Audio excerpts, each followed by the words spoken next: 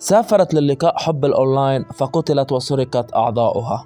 بلانكا إرليانو وهي مكسيكية وتبلغ من العمر 51 عاما، ووقعت في غرام طالب في كلية الطب في بيرو يدعى خوان بابلو البالغ من العمر 37 عاما. وبعد أشهر من علاقة حب قررت السفر إلى ليما للقائه.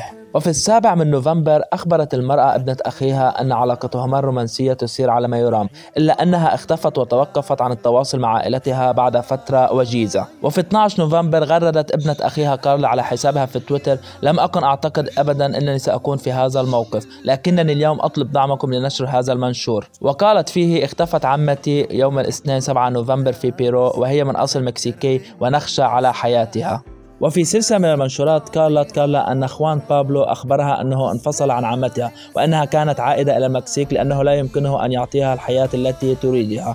وفي 10 نوفمبر اكتشفت السلطات في بيرو إصبعا مقطوعا به خاتم فضي تم التأكد أنه لبلانكا إرليانو. وفي الأيام التالية بدأت أعضاء بشرية تصل إلى الشاطئ بعد أن كانت ملقاة في المياه، ومن الأعضاء التي ظهرت رأس بلا وجه وذراع وجذع، فيما بدا أنه تمت سرقة الأعضاء الداخلية. وبعد فترة وجيزة نشر خوان بابلو مقاطع فيديو على تطبيق التيك توك يظهر وهو يقوم بتشريح أعضاء بشرية.